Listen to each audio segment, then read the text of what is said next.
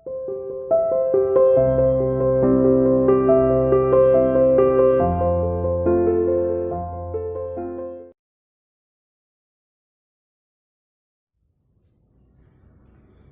to CR International School online classes. Hello students, our today's topic, our last continuing topic है ना, numericals of EMF। लेकिन आज के numerical में हम एक नए ट्विस्ट लेंगे, ठीक है बेटा। जैसे अभी तक याद करो, लास्ट 2 वीडियोस में हम किसी भी जो हमारा इलेक्ट्रोकेमिकल सेल है उसके EMF को काउंट करने के सिंपल न्यूमेरिकल्स लेते थे कि हमने रिडक्शन पोटेंशियल ऑफ कैथोड में से रिडक्टेंट पोटेंशियल ऑफ एनोड को डिडक्ट किया और हमें उस सेल का सेल पोटेंशियल मिल गया, या हम कह सकते हैं EMF मिल गया। Is that clear? तो अभी तक हमारे कहते सिंपल न्यूमेरिकल थे स्टेज 1। अब हम एक स्टेज आगे जाते हैं, और जो मैंने आपको लास्ट वीडियो मतलब जो हमारी लास्ट वीडियो थी उसके सबसे लास्ट में बताया भी था कि इक्वेशन भी लिखी थी कि उसको नस्ट इक्वेशन जो बोलते हैं। तो आज हम इक्वेशन नस्ट इक्वेशन के जो न्यूमेरिकल्स हैं वो भी सेल के EMF को ही बताते हैं बेटा। लेकिन इन दोनों में डिफरेंस क्या है, कब किस कंडीशन में क्या यूज करते हैं, हम इसको यूज करेंगे, ठीक है, इसको बताएंगे। ओके चलिए बेटा, तो अब देखो स्टार्ट करते हैं। मैंने आपके सामने बेटा एक क्वेश्चन लिख रखा है, एक नहीं मतलब 2 कंडीशंस लिख रखी हैं एक क्वेश्चन में, ठीक है बेटा। अब आप ध्यान से देखते जाइए, एक बार न्यूमेरिकल पढ़ लें फिर आपको वो क्लियर करता हूँ। तो हमारे पास क्या है, देखो बेटा, calculate the EMF of the cell. आपको सेल का EMF बनाना है, ठीक है, for the following cell equations. ये 2 सेल इक्वेशंस दे रखी हैं बेटा, क्लियर। और इनके लिए आपको जो सेल बनेगा उसके सेल का EMF बताना है। चलिए समझाने के लिए मैं इस न्यूमेरिकल, वैसे न्यूमेरिकल मैंने आपको कराए थे, पहले कंडीशन नंबर B का न्यूमेरिकल लेता हूँ, ठीक है। क्योंकि वैसे अब न्यूमेरिकल करने के लिए आपको वो डायग्राम बनाने की जरूरत नहीं है, मतलब 2 अलग अलग हाफ शेल बनाओ, है ना, आप उसको कैथोड एनोड को रिप्रेजेंट करो, उसके सोल्यूशन दिखाओ, वो अब आपको ऐसे करने की जरूरत नहीं है, ठीक है। न्यूमेरिकल से नहीं तो सारा टाइम तो उसी में निकल जाएगा, क्लियर है पॉइंट। तो अभी देखो मैं इस फर्स्ट न्यूमेरिकल को लेता हूँ। आप इसमें देखो क्या है, निकिल है ना, आपकी क्या है एज, भाई देखो ये क्या है, एज इलेक्ट्रोड का काम कर रहा होगा। इसमें 2 सिल्वर आयन है ना, +2 सिल्वर आयन। सिल्वर आयन का मतलब कि सिल्वर का सॉल्यूशन है, ठीक है, और निकिल 2+ आयन और सिल्वर। तो मैंने आपको याद करो कभी भी आपसे ये कहा था कि हमें सेल रिप्रेजेंटेशन आना चाहिए। पेपर में आपको सेल इक्वेशन दे रखी होगी तो सेल रिप्रेजेंटेशन मैंने आपको बनाना सिखाया था, और अगर सेल रिप्रेजेंटेशन दे रखा है तो सेल इक्वेशन बनाना सिखाया था, याद करिए। और मैंने आपसे कहा भी था कि जो ये तो सिंपल न्यूमेरिकल है, चलो कोई दिक्कत नहीं है, सेल इक्वेशन नहीं आता तो आपको कोई दिक्कत नहीं है, लेकिन जो नस्ट इक्वेशन के सवाल हैं उसके लिए तो आपको सेल रिप्रेजेंटेशन से सेल इक्वेशन बनाना या सेल इक्वेशन से सेल रिप्रेजेंटेशन बनाना आना चाहिए। क्योंकि आपके क्वेश्चन में बोर्ड एग्जाम में बेटा जो न्यूमेरिकल आते हैं इन दोनों में से एक चीज आपको आती है, या तो न्यूमेरिकल में सेल इक्वेशन दी हुई आएगी, ठीक है, और वो नहीं आएगी तो सेल रिप्रेजेंटेशन, और जरूरत दोनों की पढ़नी है नस्ट के न्यूमेरिकल। तो पहले हम इस वाले को देखते हैं जो पुराने पैटर्न पर है। अभी इसमें इस वाले न्यूमेरिकल में कुछ नया नहीं है, ठीक है, यहाँ पर कुछ नया है। दोनों ही निकेल और सिल्वर आयन पे बेस्ड है, मतलब निकेल आयन सिल्वर पे बेस्ड है, ठीक है ना। लेकिन इस न्यूमेरिकल में जो कंडीशन नंबर 1 है इसमें थोड़ा सा चेंज है, लेकिन ये पुराने पैटर्न पर है, तो ये पुराने पैटर्न पर करते हैं बेटा हम। तो आप देखो ध्यान से बेटा, हमने आपको क्या पढ़ाया है कि सेल इक्वेशन से सेल रिप्रेजेंटेशन बनाने के लिए हम क्या करते हैं कि हमारे पास बेटा जो ये एरो का निशान है, मतलब जो रिएक्टेंट्स इधर है और प्रोडक्ट्स इधर, ठीक है, तो हम इसको पहले जो ये होते हैं डबल लाइन कर देते हैं, है ना। डबल लाइन किसको रिप्रेजेंट करती है, आपकी जस्ट इस एरो के नीचे डबल लाइन रिप्रेजेंट करते हैं, और ये किसको रिप्रेजेंट करता है, आपके सॉल्ट ब्रिज को। और सॉल्ट ब्रिज के इधर याद करिए कौन सा सेल होता है, ऑक्सीडेशन हाफ शेल, और इसके इधर क्या लिखते हैं हम, है ना, रिडक्शन हाफ शेल। तो अगर हम जब ऑक्सीडेशन हाफ शेल की बात कर रहे हैं बेटा इधर की तरफ, है ना, तो ऑक्सीडेशन किस पे होता है, आपको याद हो, ऑक्सीडेशन भाई हमारे पास क्या है, ये ऑक्सीडेशन हाफ शेल, और ऑक्सीडेशन हाफ शेल किस पे होता है, एनोड पे। तो हम राइट हैंड साइड पे कौन सी चीज लेंगे जिसमें ऑक्सीडेशन हो रहा हो, और ऑक्सीडेशन जिस पे होता है उसको क्या कहते हैं, एनोड।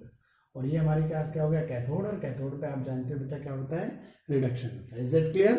चलो आप देखो हम इस पे आगे बढ़ते हैं। तो हम पहले अब देखते हैं इस इक्वेशन में किसका ऑक्सीडेशन हो रहा है। तो देखो निकिल प्रोडक्ट में निकिल आयन में कन्वर्ट हो रहा है, निकिल का ऑक्सीडेशन नंबर 0 है, वो 0 से +2 की तरफ कन्वर्ट हो रहा है। तो हम इसमें क्या करेंगे, निकिल एक सिंगल लाइन, और ये हमारे पास क्या मिल गया, निकिल आयन। और निकिल आयन की कंसेंट्रेशन क्या है बेटा, 1 मोल है, वो हमने उसके ब्रैकेट में लिख दी, है ना। न्यूट्रल की कोई कंसेंट्रेशन नहीं होती क्योंकि वो तो मेटल का रॉड है, जो आयन है वो सॉल्यूशन की फॉर्म में होते हैं, उनकी कंसेंट्रेशन होती है। अब यहाँ पर क्या होता है, देखो यहाँ सिल्वर आयन जो है रिडक्शन शो करना है, तो सिल्वर आयन कन्वर्ट किस में हो रहे हैं बेटा, सिल्वर आयन, और उसकी कंसेंट्रेशन लिखी, 1 by 1 काम करो, है ना, इसमें कोई चेंजेस नहीं, और ये हमारे पास किस में कन्वर्ट हो रहा है, Ag। क्लियर। अब आप बच्चों को देखो, ये रिएक्टेंट साइड था और ये प्रोडक्ट साइड Ag में कन्वर्ट हो गया, आयन की कंसेंट्रेशन होती है, हो गई। अब आप बच्चों को एक कंफ्यूजन हो सकता है कि यहाँ सिल्वर आयन के आगे 2 है, हमने 2 नहीं लिखा, यहाँ सिल्वर एटम के आगे 2 है, हमने 2 नहीं लिखा। एक्चुअली बेटा सेल रिप्रेजेंटेशन वो मतलब एक आप सिंगल एटम या सिंगल आयन पे बता सकते हो जो एक पे काम हो रहा है। सेल रिप्रेजेंटेशन का मतलब क्या है, सेल में क्या हो रहा है, तो आपको सारे आयन लेने की जरूरत नहीं है। जैसे निकेल एटम निकेल आयन में कन्वर्ट हो रहे हैं, सिल्वर आयन सिल्वर एटम में कन्वर्ट हो रहे हैं, तो आप चाहे 2 हो 3 हो 10 हो, तो जो एक पे हो रहा है वही सब पे हो रहा है। तो सेल रिप्रेजेंटेशन तो केवल एक मिनिमम रिप्रेजेंटेशन है, ठीक है ना बेटा, तो आप इस बात में कंफ्यूज मत होना। बाकी हमने सब लिख दिया, आयन की कंसेंट्रेशन जरूर लिखना, क्योंकि सारा फोकस सारा जो चीजें हैं वो इसी पॉइंट पर है। याद करो, ये हम यहाँ 1 कंसेंट्रेशन क्यों लिखते हैं, आप याद करो। आपको जब हमने बेटा इलेक्ट्रोकेमिकल सेल की वर्किंग पढ़ाई थी, तो उसमें दोनों सॉल्यूशंस की कंसेंट्रेशन क्या ली थी, 1 मोलर ली थी। याद करो, अलग अलग हो सकते हैं, चार्ज सेम भी हो सकते हैं, आयन पे डिफरेंट भी हो सकते हैं, बस कंसेंट्रेशन 1 मोलर ली थी। और हमने एसटीपी पे करा था, याद करिए, 1 बार का प्रेशर लिया था और हमने 298 केल्विन के प्रेशर पे इसको लिया, याद आ गया आपको। तो हमारी जो स्टैंडर्ड टेम्परेचर प्रेशर की कंडीशंस हैं वो ली थी, और कंसेंट्रेशन हमने 1। आप याद करो, हमने जब स्टैंडर्ड इलेक्ट्रोड पोटेंशियल निकाले, हाइड्रोजन वाला भी निकाला, तब भी हमने HCl भी क्या लिया था, 1 मोलर के लिया था। क्योंकि जब हम बेटा कोई एक फॉर्मूला कोई एक रूल बनाते हैं तो स्टैंडर्ड कंडीशन पे करते हैं, बाकी बाद में आप कंडीशन बदल सकते हो आगे बढ़ में, लेकिन वो जो चीज़ें होती हैं, तो हमारा जो EMF निकालते हैं हम स्टैंडर्ड कंडीशंस में निकालते हैं, और उसमें हमने इलेक्ट्रोलाइट की कंसेंट्रेशन को क्या रखा है, 1 मोलर, टेम्परेचर क्या रखा है, 298 केल्विन। क्लियर है पॉइंट। और आपके पास अगर हाइड्रोजन गैस भेजी जाती है जिनमें, समझ आएंगे, जिन सेल्स में यहाँ प्लेटिनम इलेक्ट्रोड लेंगे, क्लियर पॉइंट, तो उसको भी हम क्या भेजते हैं, 1 बार के प्रेशर पे भेजते हैं। Is it clear. चलो, तो अब हमारे पास ये क्लियर है, ये कैथोड ये एनोड, क्लियर हो गया। चलिए, तो अब हम इसकी तरफ बढ़ते, तो हमें जब EMF काम, जैसे सेल पोटेंशियल भी बोलते हैं ना, आप EMF बोलो या सेल पोटेंशियल बोलो, ये क्या आती है आपकी, एक ही बात आती है। तो आपने EMF पता करो या सेल पोटेंशियल, वो क्या होता है कि हम कैथोड के रिडक्शन पोटेंशियल में से एनोड के रिडक्शन पोटेंशियल को मूव करते हैं डिरेक्ट। अभी कैथोड का काम कौन कर रहा है, सिल्वर, तो हमने बेटा क्या लिया, सिल्वर का रिडक्शन पोटेंशियल लिया, है ना, तो देखो मैंने मेंशन कर दिया ये सिल्वर का रिडक्शन पोटेंशियल, और उसमें से बेटा हमने निकेल के रिडक्शन पोटेंशियल को डिडक्ट कर दिया। अब देखो, निकेल का वैसे यहाँ ऑक्सीडेशन हो रहा है, लेकिन यहाँ जब हम ये निकालते हैं बेटा EMF, तो हम रिडक्शन पोटेंशियल में से रिडक्शन पोटेंशियल को ही डिडक्ट करते हैं। तो यहाँ पर देखो वही, हमें भले ही इसका ऑक्सीडेशन हो रहा है, लेकिन हमने रिप्रेजेंट किसकी फॉर्म में किया, in the form of the reduction, ठीक है। तो ये पहले काफी डिस्कस हो चुका है। तो सिल्वर आयन की बेटा हमें क्या दे रखा है ना, 0.34, है ना। इस चीज में कंफ्यूज मत होना, 2 थे तो हम इसको 0.34 को 2 से मल्टीप्लाई करने, हमें ये सिंगल आयन मिनिमम पे काम करते हैं, माइनस, ठीक है बेटा। तो सिल्वर आयन का हमारा रिडक्शन पोटेंशियल है, और निकेल आयन का हमें क्या दे रखा है, माइनस में आपका दे रखा है बेटा 0.25, ठीक है। अब इन माइनस माइनस में क्या हो जाएगा बेटा, प्लस हो जाएगा आपका, तो ये आपका हो गया 0.25, और आप 549 और 325, तो 0.59 वोल्ट आपका क्या आ गया, EMF आ गया इस सेल के लिए बेटा। इज इट क्लियर, ठीक है।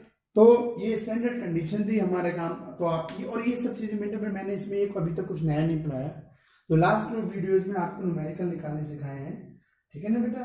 तो ये हमारे पास वही है, क्लियर।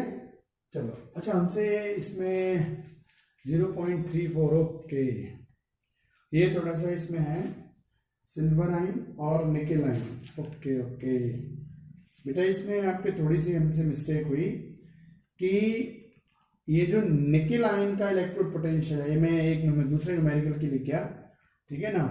तो निकेल आयन की जो आपके पास रिडक्शन पोटेंशियल दे रखा है वो 0.25 सही है, लेकिन जो सिल्वर आयन का है वो मैं यहाँ गलत पुट कर गया। सिल्वर आयन का रिडक्शन पोटेंशियल जो है बेटा, ये यहाँ पे एक्चुअली मैं दूसरे किसी न्यूमेरिकल की वैल्यू थी, वो कॉपर की लिख गया यहाँ पे। तो सिल्वर आयन की जो हमारी वैल्यू है वो क्या है, 0.80 वोल्ट है, ठीक है। वो मैं यहाँ भी करेक्शन कर देता हूँ, 0.80 वोल्ट। अब थोड़ा सा चेंजेस होगा, क्लियर पॉइंट। तो यहाँ से इसमें तो सेल रिप्रेजेंटेटिव, जहाँ हमने ये जो वैल्यू लगाई है बेटा, इसमें थोड़े से चेंजेस आएंगे, क्लियर है पॉइंट। देखो निकल आयन की तो हमारी वैल्यू ठीक है बेटा, उसमें तो कोई इश्यू नहीं है। जो सिल्वर आयन है, सिल्वर आयन की कंसेंट्रेशन 0.80 दे रखी है, ठीक है बेटा। अब आप इसको करो तो 0.80 माइनस माइनस प्लस, है ना, तो आपका ये क्या बन जाएगा 0.25। आप इन दोनों को ऐड करो, 505, 8 और 10, है ना, 8 और 2 10, तो 1.05 वोल्ट। तो सेल का जो ईएमएफ आया बेटा वो आपके पास क्या आ गया, 1.05 वोल्ट आ गया। Is it clear? ठीक है। अब देखो क्या हुआ, साइंटिस्ट लोगों ने फिर सोचा कि इनकी कंसंट्रेशन को चेंज किया जाए, ठीक है ना बेटा। इसकी कंसंट्रेशन को कुछ चेंज करके देखते हैं क्या वही वैल्यूज आएंगी कि डिफरेंट वैल्यूज आएंगी। तो उन्होंने क्या करा, जब भी न्यूमेरिकल में चेंजेस किया, अब देखो इसी चीज को हमें यहाँ से ये कंप्लीट हो गया, यहाँ तो कोई इश्यू ही नहीं है। अब इससे मैं इधर पे आता हूँ, तो इन्होंने फिर एक्चुअली क्या दो चीजें होती है, कैलकुलेटेड वैल्यू होती है बेटा, और एक प्रैक्टिकल एक्सपेरिमेंटल या ऑब्जर्वेशन वैल्यू होती है। तो हमारे पास क्या है, ये एक इलेक्ट्रोड हुआ, ये दूसरा इलेक्ट्रोड हुआ बेटा, ठीक है। और ये हमारे इसमें क्या हो गया, सॉल्ट ब्रिज हो गया, ठीक है। सॉल्ट ब्रिज में हमने K प्लस आइन Cl माइनस आइन भर दिए। ये हमारा क्या हुआ, इलेक्ट्रोलाइट आ गया, ठीक है बेटा। और इनको हमने वायर से कनेक्ट कर दिया या हमने एक वोल्टमीटर दे दिया। अब करंट अगर इधर से आपके पास क्या, इलेक्ट्रॉन बेटा एनोड टू कैथोड की तरफ जा रहे हैं, ठीक है। तो हमारे पास जो इलेक्ट्रिक चार्ज है, करंट है, वो किस साइड जाएगी, इससे, ठीक है। तो ये हमारा रिप्रेजेंटेशन हो गया। अब हमारा भाई देखो एनोड लेफ्ट हैंड साइड पर एनोड होता है, एनोड पे ऑक्सीडेशन होता है, तो ये हमारे पास क्या है, निकल की रॉड हो गई, ये हमारे पास सिल्वर की रॉड हो गई। यहाँ पर क्या होगा, निकल का कोई भी बेटा, निकल है तो निकल का कोई भी सॉल्ट होगा जो 2 प्लस आयन की फॉर्म में है, और इसकी कंसेंट्रेशन क्या है, 1 मोलर। इतनी चीज समझ में आई आपको बेटा, ये आपकी 1 मोलर हो गया। अब यहाँ पे भी हमारे पास क्या है, ये इधर की तरफ सिल्वर है, तो सिल्वर का कोई आयन होगा और उसकी कंसेंट्रेशन भी हमारे पास क्या है बेटा, है ना, 1 मोलर है, ठीक है। चलो अब यहाँ पर तो बेटा हमने निकल आयन और इनकी दोनों की कंसेंट्रेशन में बाहर लिख देता हूँ, जिससे आपको एकदम क्लियरली मेंशन होता रहे। अंदर तो क्या है हमारे पास, जैसे सिल्वर आयन हो गया, है ना, इसका कोई सॉल्यूशन होगा, जैसे सल्फेट हो गया, आपका नाइट्रेट हो गया, कुछ भी सर, तो इसकी कंसेंट्रेशन 1 मोलर और इसकी कंसेंट्रेशन भी क्या है बेटा, 1 मोलर। तो जब हमने स्टैंडर्ड कंडीशंस पे बेटा, अब देखो ये क्या है, थ्योरेटिकल, हमारे पास एक टेबल होती है और उस टेबल में सिल्वर सारी मेटल्स के रिडक्शन पोटेंशियल दे रखे हैं, चाहे वो निकल हो, कॉपर हो, है ना, जिंक हो, कोई भी हो, आपको सबके दे रखे हैं। तो यहां तक हमने कोई प्रैक्टिकली नहीं, मतलब देखो ये प्रैक्टिकली कॉन्सेप्ट है, ठीक है ना। तो जब हमारे पास लेकिन क्या होता है, साइंटिस्ट लोग क्या करते हैं, जब हमारे पास कोई चीज आ जाती है तो पहले हम सोचते हैं, उसको करते पेपर पे करके देखते हैं, एक रिजल्ट निकालते हैं, भाई हमें क्या करना है, हमने उसको पेपर पे लिखा, करके देखा कि ये करेंगे तो हमारे पास अगर कोई फॉर्मूला है, हम उसके पहले से ही हमारी उसकी डिस्कवरी हो चुकी है, तो हम उस रूल के अकॉर्डिंग चले, हमने एक रिजल्ट निकाला, उसको बोलते हैं कैलकुलेटेड वैल्यू, थ्योरेटिकल वैल्यू, ठीक है नहीं।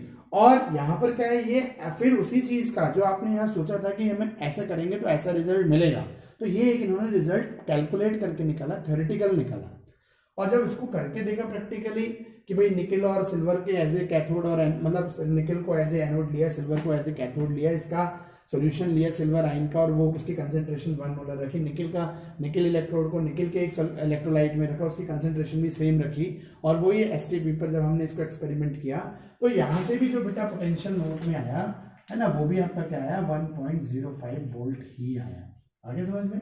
तो कहने का मतलब थ्योरेटिकली हमने जो कैलकुलेट करके निकाला, और जो बेटा हमें प्रैक्टिकली मिला, हमने एक्सपेरिमेंट किया, ऑब्जर्व करके प्रैक्टिकली जो वैल्यू निकाली, तो दोनों तरफ से हमारी क्या आई, बराबर आई। Is it clear? अब आओ यहाँ क्या हुआ, साइंटिस्ट लोगों के मन में है चलो कंसेंट्रेशन चेंज करके देखें। तो अगर जैसे ये कंडीशन लिखी हुई है कि अगर हम सिल्वर आयन की कंसेंट्रेशन को 1 से क्या कर दें बेटा, है ना, 0.002 मोलर कर दें, ठीक है। सिल्वर आयन की कंसेंट्रेशन को चेंज करके इन्होंने क्या कर दिया, 1 से ये चेंज कर दिया। और निकल की भी इन्होंने क्या करी बेटा, कंसेंट्रेशन को चेंज करके, है ना, जो निकल की 1 मोलर थी उसको भी चेंज करके 0.160 मोलर कर दिया। क्लियर है? तो इन्होंने जब प्रैक्टिकली इसका आंसर किया, है ना भाई, इनके अकॉर्डिंग तो क्या है भाई, मेटल्स है, मेटल्स के यही आते हैं निकल के, ठीक है ना पॉइंट, तो ये आने चाहिए, कोई इश्यू नहीं है। लेकिन जब इन्होंने कंसेंट्रेशन को चेंज करके देखा बेटा, तो प्रैक्टिकली यहाँ पर जो ये जो वोल्टेज मीटर था, जो पोलैरिमीटर था बेटा, इसमें जो रीडिंग आई वोल्टेज की कि कितना, भाई देखो इसके पोटेंशियल में इसके पोटेंशियल में डिफरेंस है, ठीक है नहीं, और वो पोटेंशियल में जो डिफरेंस आया उसको जो देखा तो यहाँ पर आंसर ये नहीं मिला इनको 1.104, ठीक है नहीं, बल्कि इसकी जगह क्या मिला आंसर 0.914 वोल्ट मिला। समझ में आया? तो जो ईएमएफ आया सेल का वो अब ये ना आके वो क्या मिला, ये मिला। तो स्टैंडर्ड जो कंडीशन थी जब हमने 1 मोलर लिए दोनों सॉल्यूशंस इलेक्ट्रोलाइट के, तो हमें आंसर 1.05 आया बेटा। क्लियर है? लेकिन यही चीज जब इन्होंने बेटा क्या करा, इसकी कंसेंट्रेशन को चेंज करा, और जब बदलते रहे कंसेंट्रेशन डिफरेंट, इसकी इन दोनों की जगह कुछ और कर ली, तो आंसर यहाँ पर फिर अलग है।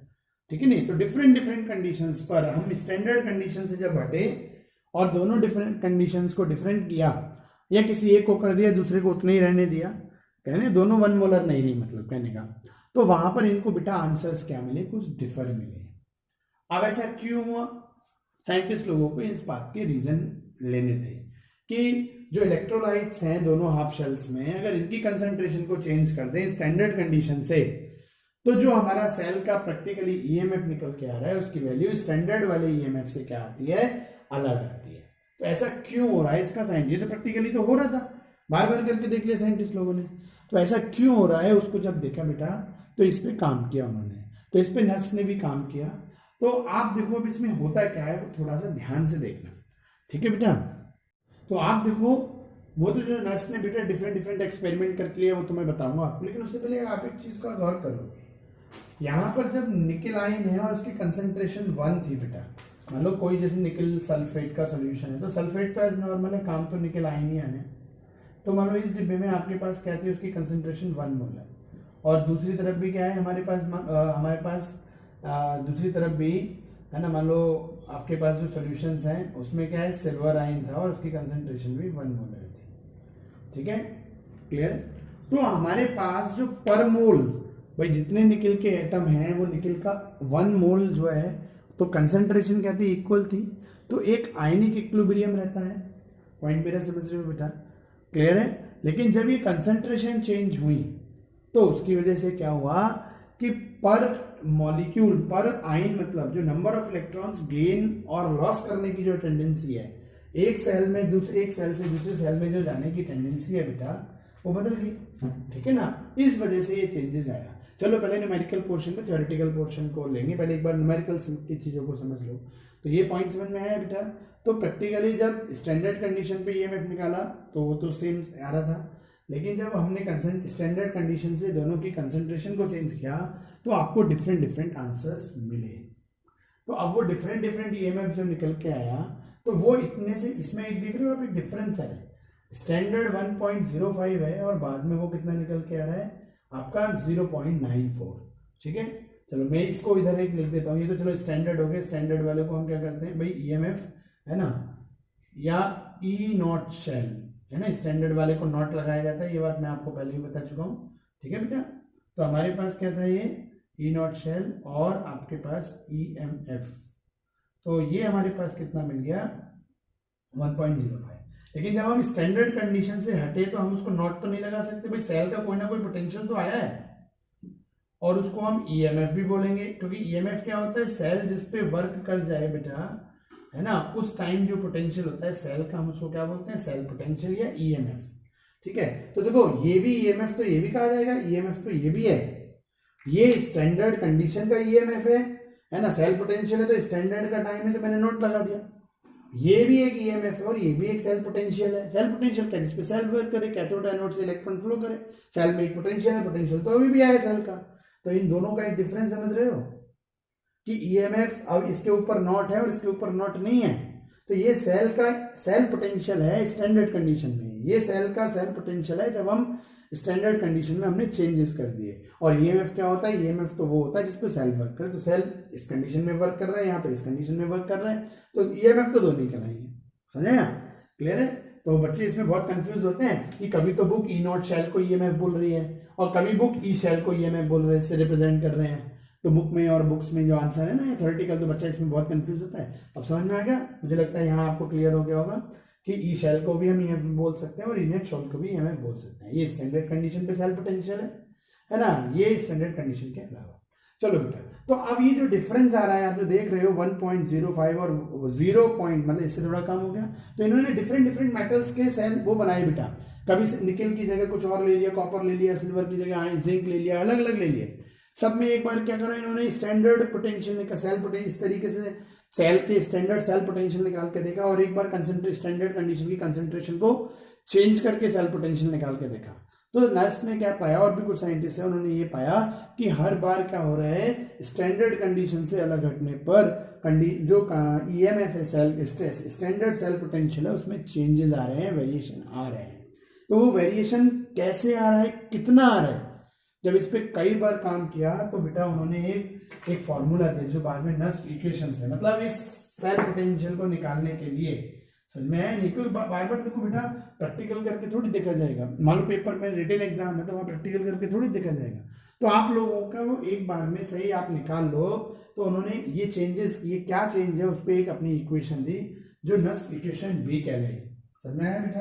तो देखो वो नस्ट की जो इक्वेशन है ना, वो क्या है,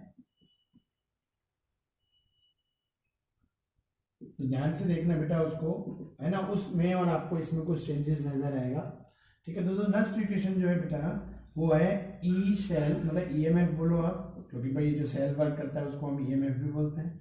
तो आपके पास क्या हो गया, E cell equal to E not cell minus आपके पास 2.303 capital R capital T upon N F, है ना, और लॉग के सी।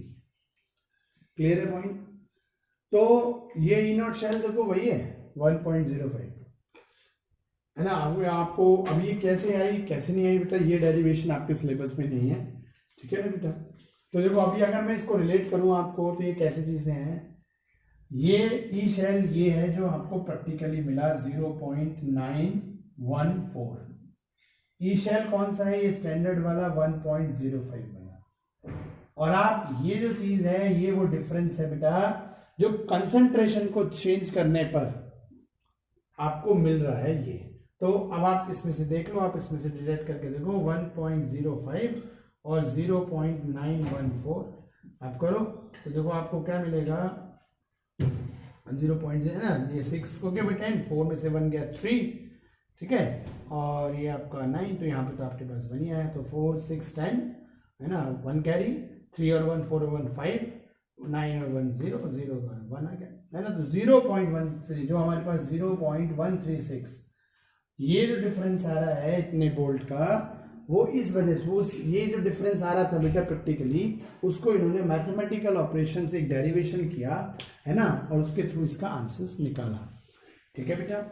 अब बात आ रही है ये कैसे आया, इससे हमें मतलब नहीं, है ना, वो मतलब तो है, मतलब कहने का ये डेरिवेशन आपके सिलेबस में नहीं है, आपको बस ये फॉर्मूला याद रखना है। तो आप पहली बेटा सबसे बड़ी चीज क्या, देखो वैसे हम नॉर्मली किससे निकालते हैं, नॉर्मली हम इस फॉर्मूले से निकालते हैं कि भाई हमने पता किया कौन कैथोड है, कौन एनोड, कौन ऑक्सीडेशन हो रहा है, कौन रिडक्शन, स्टैंडर्ड कंडीशन में ना, और कैथोड के रिडक्शन पोटेंशियल में से हमने एनोड का रिडक्शन पोटेंशियल डिटेक्ट कर दिया, तो सेल का स्टैंडर्ड सेल पोटेंशियल आ गया। लेकिन जब हमने स्टैंडर्ड कंडीशन से कंसंट्रेशन को चेंज करी तो आंसर ये ना मिल के जो हमारा सेल पोटेंशियल आया, जो ईएमएफ आया वो ये आया, इसमें कुछ डिफरेंस आया। ये जो डिफरेंस आया वो किस वजह से आया और उसको मैथमेटिकली कैसे रिप्रेजेंट करें, तो नर्स ने इस पे काम किया, रीजन भी बताऊंगा मैं, ठीक है, आपको बाद में। लेकिन वो मैथमेटिकली जो चेंजेस है, जो ये डिफरेंस है, वो डिफरेंस किसके बराबर है, इसके बराबर है। तो अगर सोचो आप हमें इसमें से 1.05 में से ये डिडक्ट कर दे तो ये मिल जाएगा, और ये क्या है, वो प्रैक्टिकल वाला सेल पोटेंशियल है, आगे समझ में। तो ये जो चीजें हैं, अब देखो इसमें मुझे एक समझाने वाला पॉइंट है, तो आप समझ में आ गया। तो सबसे पहले जब आपको बेटा किसी भी सेल इक्वेशन का न्यूमेरिकल आए, मतलब ईएमएफ निकालने का न्यूमेरिकल आए, तो न्यूमेरिकल पढ़ने के बाद सबसे पहले स्टार्ट, न्यूमेरिकल का सॉल्यूशन स्टार्ट करने से पहले आपकी निगाह किस पे होनी चाहिए, आपकी निगाह जो सेल इक्वेशन या सेल रिप्रेजेंटेशन में आइन दे रखे हैं बेटा उनकी कंसेंट्रेशन पे होनी चाहिए। अगर कंसेंट्रेशन 1 मोलर है, स्टैंडर्ड कंडीशन है बेटा आपकी, या इक्वल है दोनों तरफ, तो आपको बेटा देखो वैसे स्टैंडर्ड कंडीशन में तो 1 मोलर आता है, लेकिन मान लो 2 मोलर भी होगा तब भी आप इससे कर लेना, तब भी आंसर आपको मतलब, या आप इससे कर लेना, आंसर सेम आएगा। तो मतलब कहने का दोनों तरफ कंसंट्रेशन स्टैंडर्ड होनी चाहिए, 1 मोलर होनी चाहिए या सेम मान लीजिए। वैसे 2 होने पर हमें यूज ये करनी चाहिए, लेकिन 2 होने पर यूज जब ये भी करोगे, ठीक है नहीं, तब भी आंसर वही आएगा जो इससे निकल के आएगा। 1-2 मिनट में कल आपको करा दूंगा। तो और कंसंट्रेशन अगर 1 मोलर नहीं है, कुछ भी अलग है, तो आप इससे करोगे, आप अगर बोर्ड एग्जाम में इससे न्यूमेरिकल कराए मतलब, तो आपको आंसर गलत आएगा। तो सबसे पहले यहां फोकस हो कि सेड इक्वेशंस में जो आयनिक कंडीशंस दे रखी हैं उनकी कंसंट्रेशंस क्या है बेटा, ठीक है। चलो बेटा आप देखो, इसी को थोड़ा और आगे सॉल्व करेंगे। तो इन्होंने क्या किया कि ये सब स्टैंडर्ड, ये कांस्टेंट है बेटा, तो इसी से हम इक्वेशन को अगर आगे बढ़ाएं तो हमारे पास क्या बन जाएगा, है ना, E cell equal to E not cell, ठीक है बेटा, और एक आपके पास minus 0.303 into R gas constant होता है बेटा, इसकी वैल्यू क्या होती है 8.314, क्लियर है पॉइंट। टेम्परेचर स्टैंडर्ड है, स्टैंड टेम्परेचर में क्या होता है 298 केल्विन, ठीक है बेटा, तो हमने इन सब की वैल्यू लगाई। और एन क्या है, नंबर ऑफ इलेक्ट्रॉन्स, एक सेल से दूसरे इलेक्ट्रॉन्स में बेटा कितने इलेक्ट्रॉन ट्रांसफर हो रहे हैं, ठीक है, वो एन वो वैल्यू होती है। और फैराडे कांस्टेंट आप जानते हो 96,500। तो अगर हम बेटा इन सबको सॉल्व करें, ठीक है, अगर हम इन सबको सॉल्व करें तो हमको क्या मिलेगी बेटा, एक वैल्यू मिलेगी, ठीक है, और वो वैल्यू क्या होती है 0.0591। इन सबको आप तीनों को मल्टीप्लाई करो, इससे डिवाइड करो, ये आपको एक वैल्यू बनेगी अपॉन एन और लॉग केसी। और लॉग केसी अगर आपको बेटा याद आ रहा हो +1 में इक्विलिब्रियम चैप्टर है, तो वहां एक लॉ ऑफ मास एक्शन आता है, ठीक है। लॉ ऑफ मास एक्शन में बेटा देखो ये लॉग केसी वहीं आता है, इसको इक्विलिब्रियम कांस्टेंट बोलते हैं, ठीक है। तो इक्विलिब्रियम कांस्टेंट में क्या होता है, हमारे पास केसी की वैल्यू जो होती है ना, केसी होता है एक्चुअली, लॉग नहीं, इक्विलिब्रियम कांस्टेंट कितना है, इतना केवल केसी, ठीक है। तो उसकी वैल्यू क्या होती है, वो होता है प्रोडक्ट का एक्टिव मास अपॉन रिएक्टेंट्स का एक्टिव मास, और जो भी प्रोडक्ट की कॉफिशिएंट है वो इस पे आ जाते हैं, इस पे। तो ये हमारा इस तरीके से बेटा एक मेन न्यूमेरिकल सॉल्व करने का एक जो फॉर्मूला होता है, जिससे नस्ट इक्वेशन के क्वेश्चन सॉल्व होंगे। समझ में आया।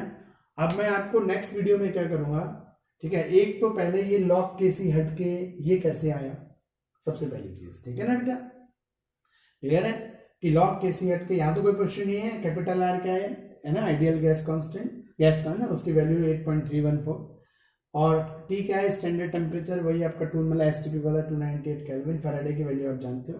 इन सबको हटाया ये आ गया, ठीक है, एन वैसे का वैसा रहा, लॉग केसी वैसे का वैसा रहा। तो आप लोगों को यहाँ तक तो कोई इश्यू नहीं है मुझे लगता है। हाँ, अब ये लॉग केसी कुछ बच्चों को है ना, इक्विलिब्रियम में मतलब जो इक्विलिब्रियम कांस्टेंट की वैल्यू होती है ये कैसे आई, और बेसिकली सारा न्यूमेरिकल का फोकस भी हमारे इसी पॉइंट पर है। तो मैं नेक्स्ट वीडियो में आपको बेटा एक तो इसको सॉल्व करके दिखाऊंगा कि कैसे हमारे पास ये आता है, और फिर उससे हम ये न्यूमेरिकल करेंगे, यही वाला जो न्यूमेरिकल है हमारा, एक तो लॉग कैसे ये पूरा कैसे है वो, और फिर इसी तरीके से ये वाला न्यूमेरिकल सॉल्व करके ये वैल्यू कैसे आएगी, ये आपको नेक्स्ट वीडियो में करके दिखाएंगे, ठीक है बेटा। Okay, thank you.